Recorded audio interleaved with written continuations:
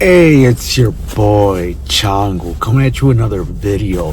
This one is Best of Joey Diaz, Tim Dillon, Part 1. Let's go. What's the deal with airplane peanuts? Do you really want to go out in the fucking hospital? You know, because you fucking didn't want to stop eating In-N-Out burgers? Really? Right. That's what you're fucking telling me, that Right. you want to go out in the fucking hospital. Do you really want to have to pull up your shirt once a fucking day and shoot yourself in the fucking stomach with a needle when you're on the road and whatever, you know? I saw Ralphie May come in here and I saw the lump on his neck from where that shit that gets cortisol. Was he that big from eating? No, he was that big from fucking from ice skating. You know, he ice skated so much. When did you start doing comedy? 2010. What made you get up? What made me do it the first time? Yeah. I was in the mortgage business, and in 2009, College educated? No, dropped out of community college to do Percocet and sell subprime mortgages in Long Island, which I still believe is what I will return to.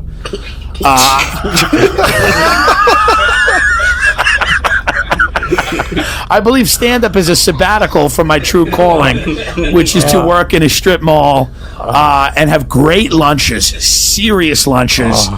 And take Percocet and telemarket mortgages in the tri-state area. You look good. You look that's good. very sweet. That's also untrue. But I appreciate. No, you really do. I wouldn't tell you. What you're looking from here on. People's ass. Right, so, but you know what it is? When you're a big guy, it's all about the way the camera hits you. Because when I put myself in my jacket, I look okay. Listen, I stopped looking at myself in 1990. All right, I stopped looking at myself in 1998. Yeah, I get. Yeah, I go in the mirror now at night and I see Grandpa from the Munsters, and I laugh for 5 minutes.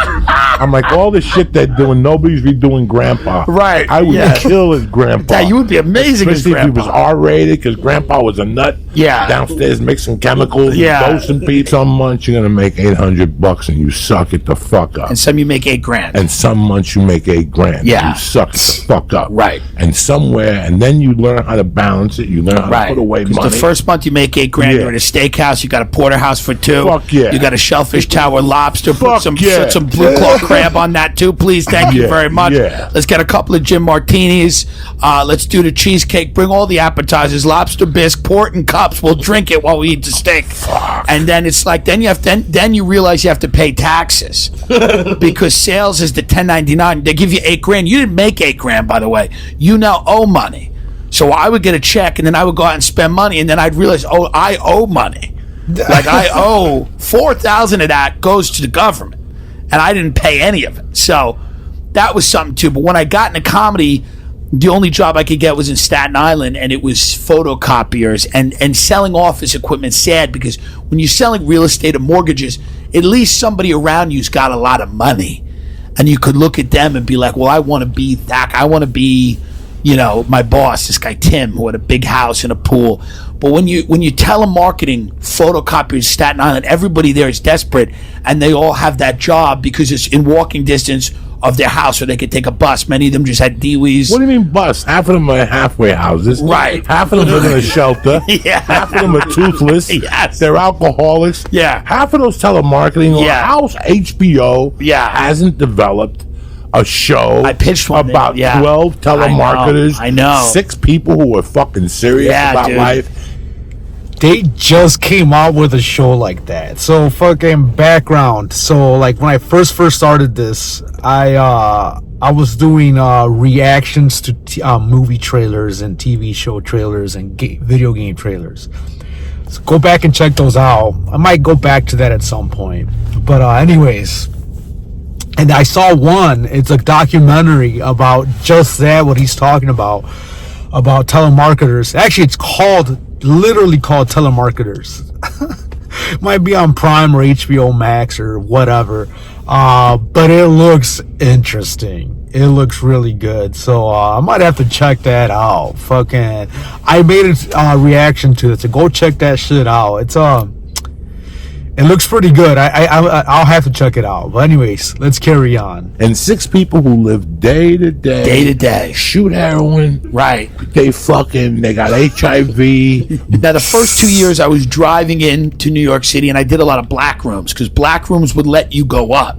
You know, a lot of the alternative rooms, they were, more selective, they were cunty, and you couldn't get into clubs, but black rooms would let you go up, urban shows, and they liked me. I was a big white guy, I was funny, and they were really fun. My friends loved going to these rooms because these guys were killer. I mean, we'd see Mike Epps, Smokey Suarez. These guys are just murderers. All some of my friends would come with me. And then when I went to the city, I started doing the alternative rooms, and girls would get up and open a Moleskine book. My friends stopped coming. They were like, "We've had enough of this." I would never let myself be a fucking tourist. Right. Like never ever.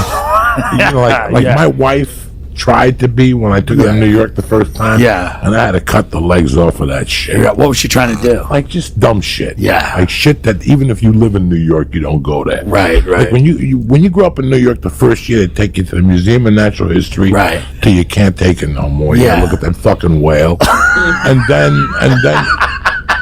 they take you to fucking Radio City. That's true. Right? Yeah. And you go to the fucking Empire State Building.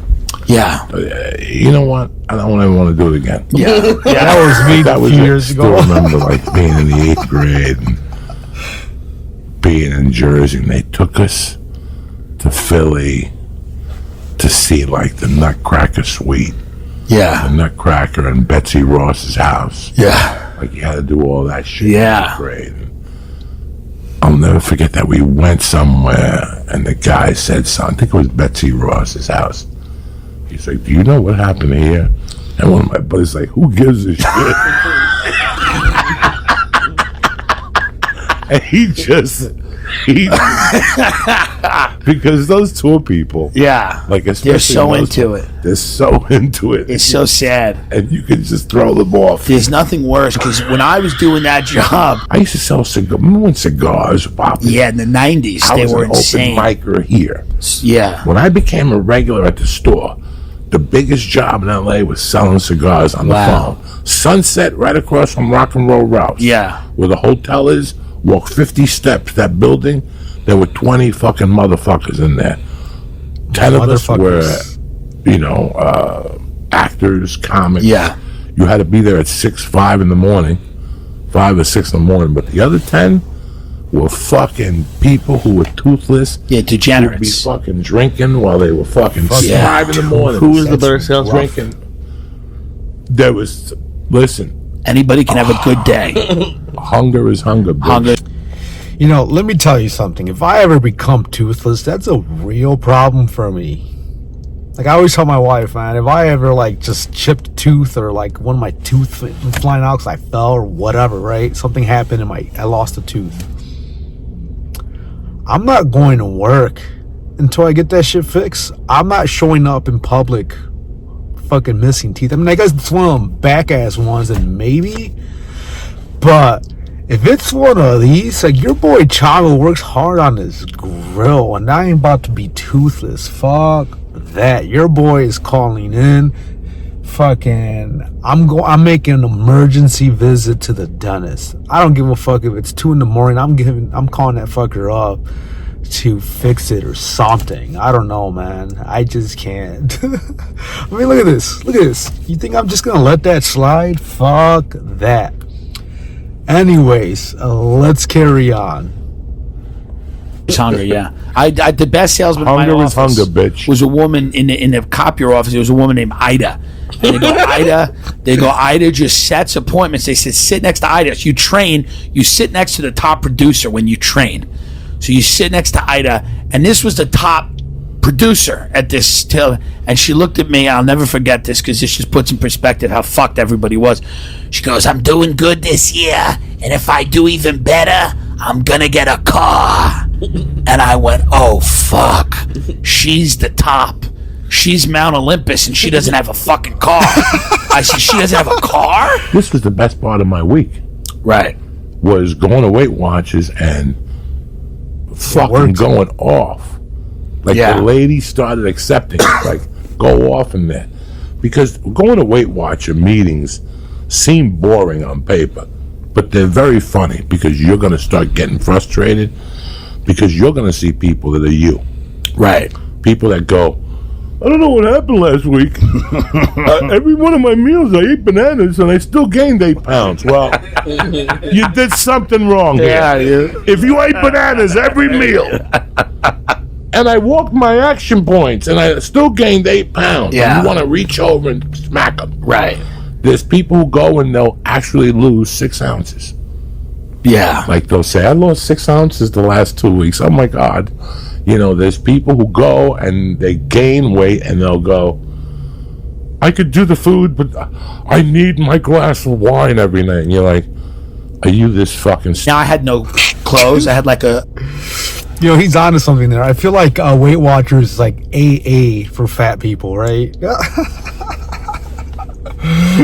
Fucking, you're gonna go in there and just make excuses and like, I mean, it's just any kind of addiction, really. I mean, how is that any different from, you know, alcoholics or fucking drug addicts and that kind of thing? Like, I may not look it, but your boy Chongo was 300 pounds at one point. So I know exactly what he's talking about.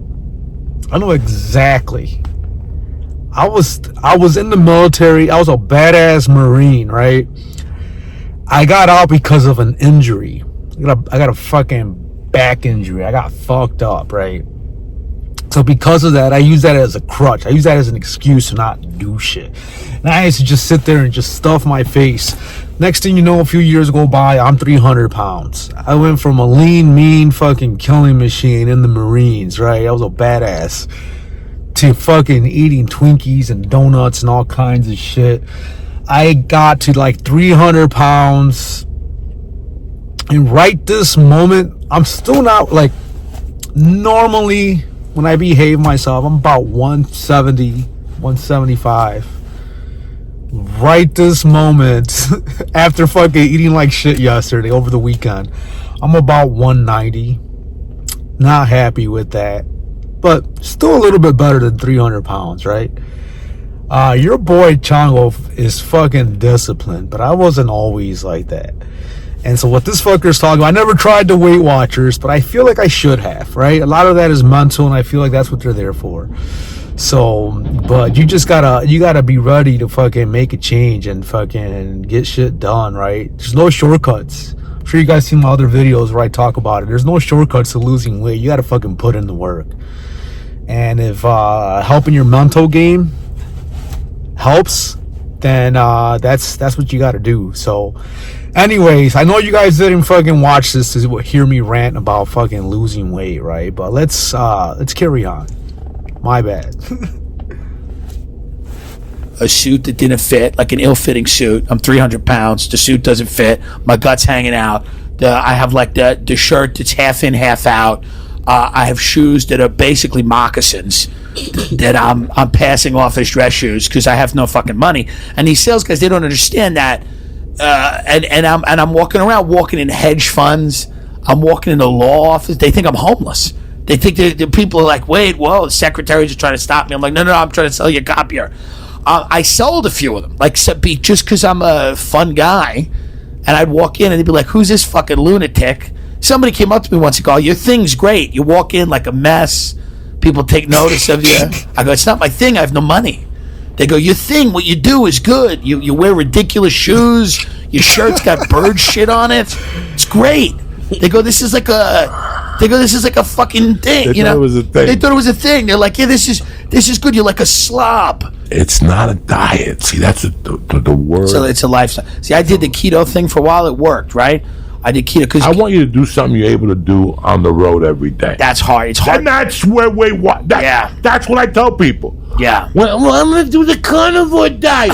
Okay. So that means you're going to eat a steak for the rest of your fucking life 3 times a day and a piece of salmon. Right. That's what you're telling me. Right. Well, I'm going to do this. It's everybody got something.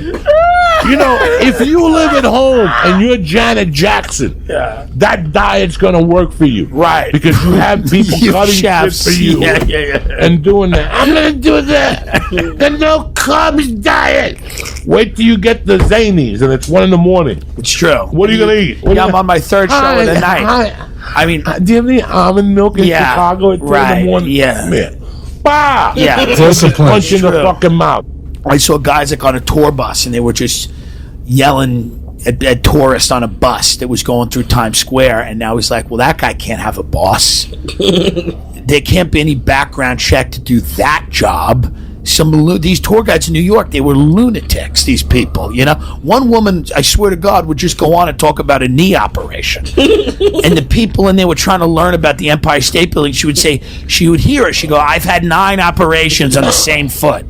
People would tip her at the end. It was like, she was an animal, but people felt bad for her. So they fill the tip cup up at the end. So I was like, oh, these people are also in their own way con artists, degenerates, marginalized figures from society. You know, some of them thought they were historians. Some of them were, they were all full of shit. You know, these guys, they barely knew anything. And I was just like, I'll go up there and my whole goal was like, I'll make everybody laugh. So I would, pass a building and be like, what the fuck's going on in there? I'm like, I was like, What were you making doing that? 15 an hour. 15 an hour, but checks, so that's bad. So 40-hour work weeks, I never left with a check over $350. Okay? But cash tips every day of either no money when I was lazy and didn't want to give the tour, and a Russian woman punched me in the stomach once. Because we were sitting on the thing. It was first of all the Russians are poor. They come in January, February. They have no fucking money. They're poor. They come the coldest time of the year.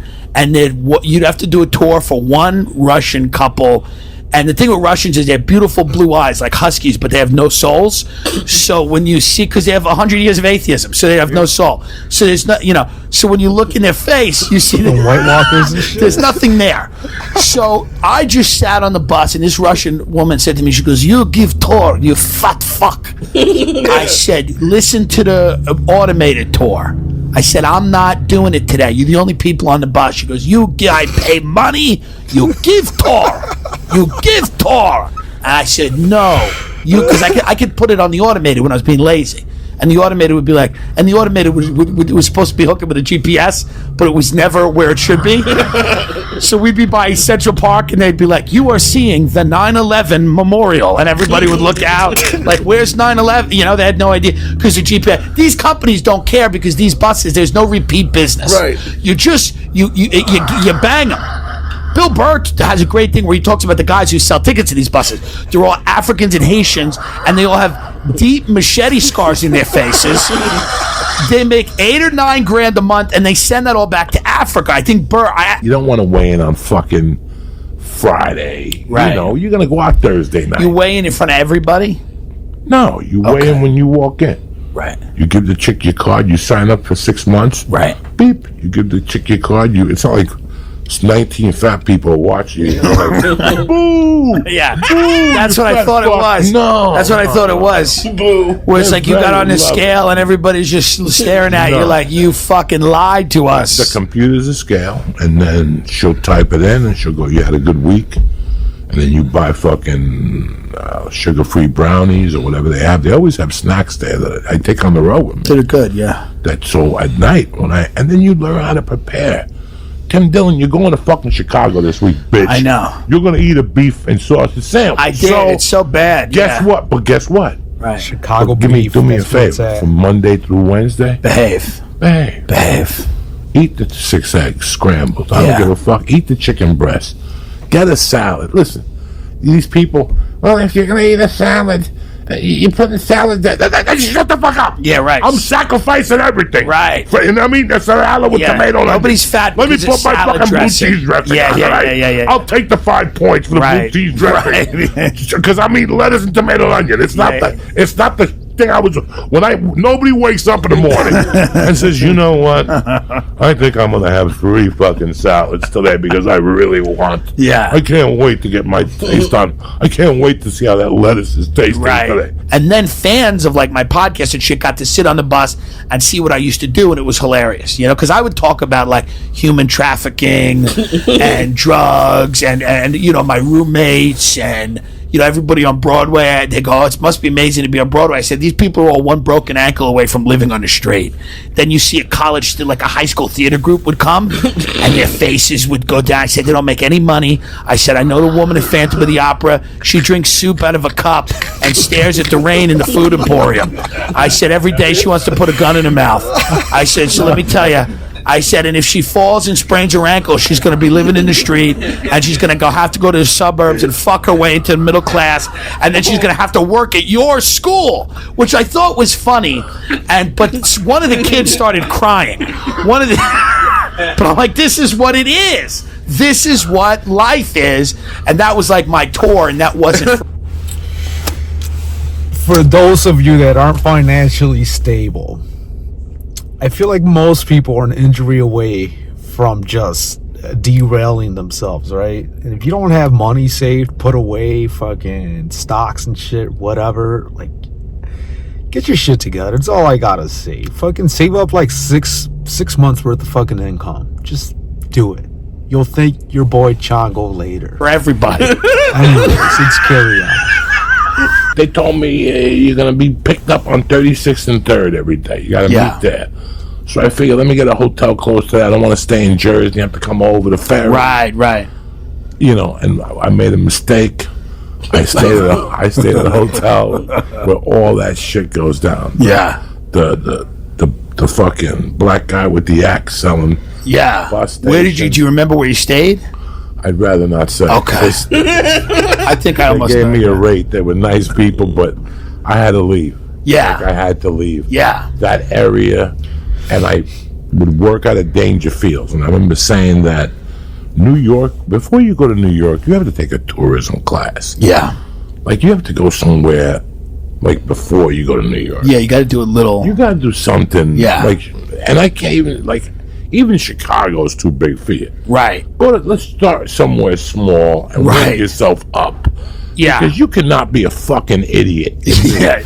I saw a lot. Like, I made the mistake and stayed. I was there for 3 weeks.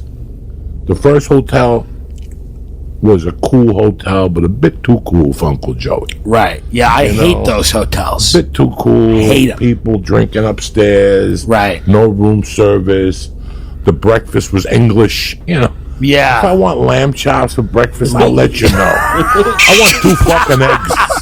I ate dick in Nashville. I ate dick in Atlanta. I remember waiting all fucking day to do a guest set at Charlotte. Little did I know it was Black Night. Right. I walk in there, it's fucking Little Africa. I walk in there to do a guest spot. They look at me like, nah. Yeah. I waited all fucking day at the call. You know, this is when you don't have no money. Right. This is when you got to sit at this is when you have to sit at Starbucks. Yeah, and wait. And fucking take a sip every hour on the hour. You got to sit there and dehydrate because God forbid you finish that coffee. Yeah. You got to milk that coffee for 8 hours. Yeah. You got to fucking steal a tuna sandwich from the hotel before you leave and shit. And now you got to wait because you're going to have enough money just to get the cab. The cab's 82 from the fucking... Because the airport's never close to the comedy club when you're broke. It's funny. It's like being a drug addict, being a comedian. It's like very similar. It's the same thing. Same thing in the It's the same. You live the same way. You live to just accommodate that. Right, just to subsist. You live. You're going to get more of an idea of what the city is than going on some guided tour. Why don't you and I just start like a fucking... Yeah. People like, this is where John Lennon got shot in the head. Yeah. If you yes, say another 100%. word, I'll shoot you in the fucking head. I think... like that's what, you know... This is what fucking Theo Vaughn made that drug deal with the cab driver. In the cab driver, raped the chick in the back This seat. is the real New York. Theo is snorting coke with Al Strawberry and shit. This is the real New York. This is the real New York. I used to, you know... That's what I want to take. This is what fucking my friend Louis shot heroin in the 8th grade. Yeah. And fucking he puked and we left him here fucking for dead. Like it's... But that's what I want to hear. If I go to a city, that's what I want to hear. You know, and I would tell, you know what I would do too, because the apartments in New York City are so expensive. I'd try to make everybody on the bus feel kind of bad. I just point at the buildings and I go 10 million, 20 million, 30 million, 35, 40 million. And everybody would just get beaten down. You know, by the end of the day, they realized that they were fucked. They were like, God, the system's rigged. We're all shot, you know? And then every now and then, one of these fat broads would try to like even the scale. She'd go, but they don't even have central air in those buildings. They have wall unit air conditioners. And I go, but they do have central air in their Hamptons estates. They take helicopters and land in them because they don't want to be in traffic. Many of them are 20, 30,000 square feet. And she would go, ha. And it was basically me going like, I know you're trying to get one up on me, but not today, pig. Not today. And I would just make them feel, I want their spirits broken by the time they left the bus. I wanted them to realize that they had failed and there was nothing that they could do. They fucked up. They fucked They up. should have gone to They're fucking shot. Disneyland.